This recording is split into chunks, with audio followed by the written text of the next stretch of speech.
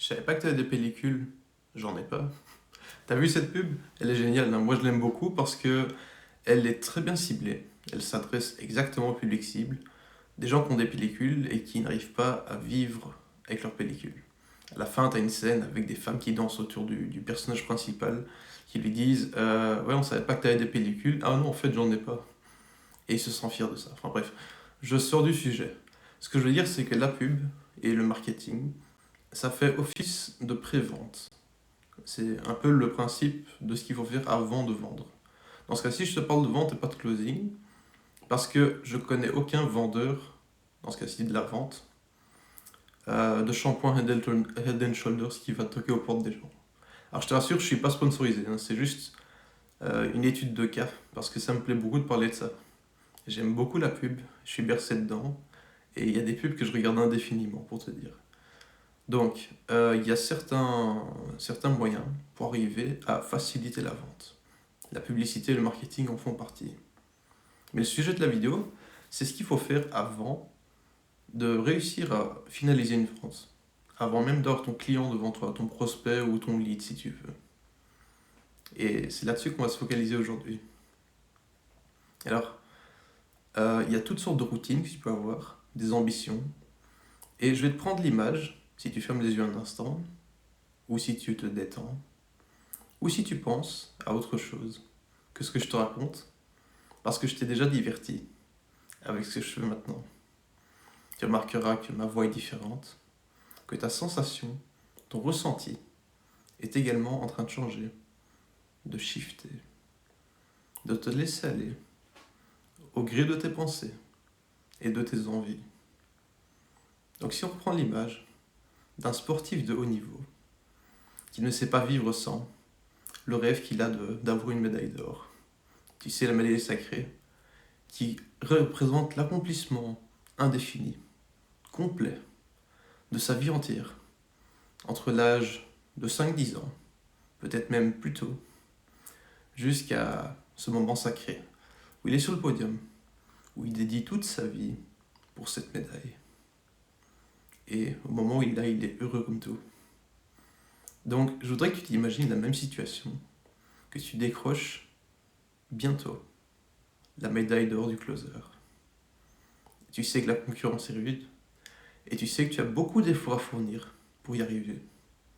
Mais tu as cet objectif quotidien devant toi, cet objectif sacré, qui fait que tu veux avancer malgré tout, qui fait que tu ne sais pas endormir la nuit, si tu n'as pas eu ta dose quotidienne de clients, ta dose de réussite, et tes accomplissements personnels, ta dose de conversation avec les gens, ta dose de négociation, ta dose de conviction, ta dose de convaincre.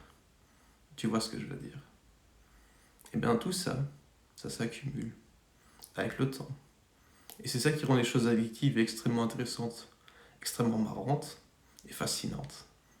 C'est ça qui fait que ton monde est tellement coloré, tellement perçu par les autres, peut-être même incompris. Mais tu as ce truc qui intrigue, qui fascine, et qui fait que les gens sont naturellement attirés vers toi, sans que tu produises le moindre effort, parce que tu en es tout à fait capable de réussir dans ce cas-là, et dans bien d'autres situations. Évidemment, la médaille de bronze n'est pas une option. Tu as d'autres choses à faire que de décrocher une médaille de bronze qui a peu de reconnaissance et est beaucoup moins gratifiante que la médaille d'or. La médaille d'argent à la limite, mais alors tu te sens comme un numéro 2. Et pour le reste de ta vie, ça fait mal. Mais c'est déjà un bon début. Alors, tu continues à t'entraîner, tu continues d'avancer avec ce travail acharné. Ce que tu as en toi, tu révèles cette flamme qui s'attise comme un feu, au jour le jour, avec tout ce que tu fais, toutes les actions que tu entreprends, même quand tu es fatigué, même quand tu n'en as pas envie, même quand tu procrastines, que tu veux tout laisser tomber pour juste regarder un film ou passer une semaine devant la télé. Tu t'imagines une semaine devant la télé? Ça doit être horriblement long et douloureux pour ton ego et pour qui tu es vraiment. Ce qui fait que, malgré tout, tu as envie d'avancer. Malgré tout, tu as cette chance, ce luxe, cette volonté de réussir, qui dépasse l'entendement, qui dépasse de loin toutes les choses, que les autres ne peuvent pas comprendre, parce qu'ils ne sont pas passés par là où tu es actuellement, et là où tu veux aller.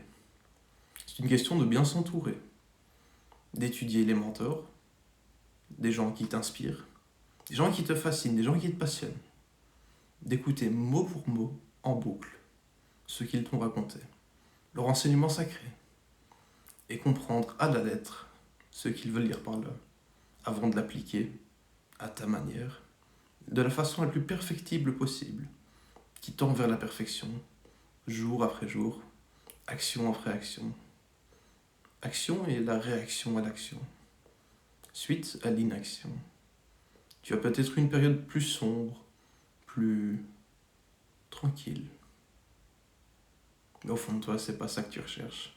Tu recherches quelque chose de beaucoup plus vivant, quelque chose de plus fort, de plus sincère et de plus puissant.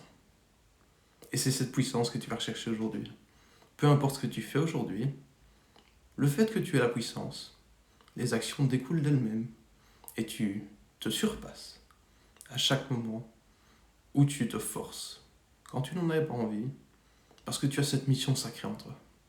Cette chose incroyable qui fait que tu continues malgré tout, malgré le découragement de ton entourage, malgré l'incompréhension de ton entourage, malgré les déceptions de ton entourage. Toi, tu sais pourquoi tu le fais.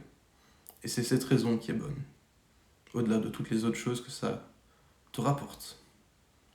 Le côté financier, d'une part, l'accomplissement personnel, la réussite et la gratitude, peut-être même la reconnaissance de tes pairs, et le fait d'avoir changé une vie chaque jour, beaucoup plus qu'une vie, différentes vies, toutes ces vies qui, bout à bout, font un ensemble de choses qui impactent une population complète, de par l'effet domino, le fameux effet papillon, un battement d'ailes qui peut créer une tornade, une tempête.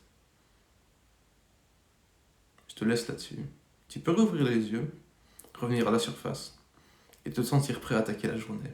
Parce que tu as beaucoup de choses à faire aujourd'hui, comme les autres jours, et c'est beaucoup trop important pour être pris sérieusement. Donc amuse-toi et fais ce que tu peux pour y arriver. Tu seras vite le meilleur, crois-moi.